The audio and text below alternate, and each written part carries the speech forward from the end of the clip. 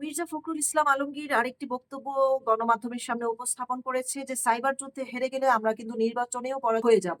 এই যে একটা ভয় ঢুকেছে, সে ভয়টি এতদিন পর কেন ঢুকেছে?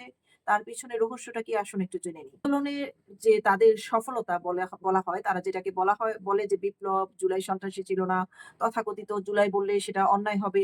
সেই তথাকথিত জুলাইয়ের যে ভিডিও রেকর্ড তাদের পক্ষে যেগুলো উপস্থিত করে জনসম্মুখে সেগুলো প্রত্যেকটি কিন্তু নাটক ছিল, স্ক্রিপ্ট রাইটার ছিল ফারুকী এবং ক্যামেরাম্যান ছিল তাদের পছন্দ করা নির্দিষ্ট কিছু লোক যারা পেইড এজেন্ট হিসেবে বিভিন্ন স্থানে নাটক অভিনয় করে ভিডিও রেকর্ড করে জনগণের সামনে একটি বিভ্রান্তি সৃষ্টি করেছিল এবং আওয়ামী লীগের বিরুদ্ধে নানা প্রোপাগান্ডা বছরের পর বছর যে গুজবের উপর নির্ভর করে আজকে এই ইউনূস সরকারকে ক্ষমতায় বসিয়েছে সেই বিএনপির ভারপ্রাপ্ত মহাসচিব মির্জা ফখরুল ইসলাম তিনি আজকে এসে ভয় পাচ্ছেন এবং আজকে তিনি জানতে পারলেন যে সাইবার একটা যুদ্ধ চলছে। সাইবার মানে সোশ্যাল মিডিয়া জুড়ে, অনলাইন জুড়ে একটি যুদ্ধ চলছে। আর সেই যুদ্ধে তারা যদি হেরে যায় তাহলে তারা নির্বাচনেও হেরে যাবে।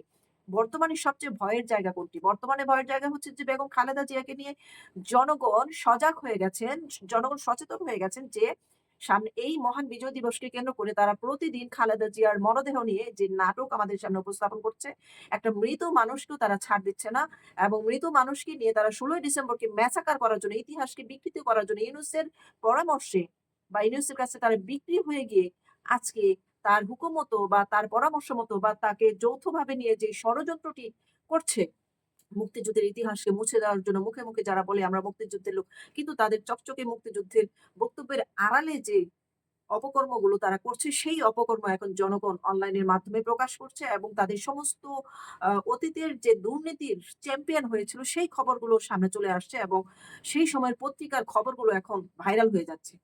সেই প্রমাণগুলো তারা এখন গায়েব করতে পারছে না কোনোভাবে। যার কারণে এই ধরনের একটি ইঙ্গিতপূর্ণ কথা তিনি বলেছেন এবং তারা চাচ্ছে যে তাদের পক্ষে আবার একটি সাইবার যুদ্ধ মানে তাদের পক্ষে কিছু মার্কেটিং করার জন্য, কাজ করার জন্য তাদের দলের লোকজনকে ইঙ্গিত করেছেন যেন তাদের পক্ষে কিছু সাফাই গাইতে পারে, তাদের পক্ষে কিছু ভালো পজিটিভ কথা বলতে পারে। আসলে তাদের পজিটিভ কথা যদি বলতে যায় তাহলে শুধুমাত্র জিয়ার কয়েকটা কার্যক্রম ছাড়া মানে জিয়াউর রহমানের ২ ১ টা কার্যক্রম ছাড়া বাকি আর তাদের যে আ আ সরকার ছিল, ৩ বারের প্রধানমন্ত্রী ছিল খালেদা জিয়া এবং তারা সে সময় যে রাজনৈতিক শাসক ছিলেন, দেশ শাসন করার ক্ষমতা তাদের হাতে ছিল। সেই সময়কার কোন প্রকার প্রশংসনীয় কোন বক্তব্য কিন্তু আজ পর্যন্ত অনলাইন সোশ্যাল মিডিয়াতে আমরা দেখতে পাইনি।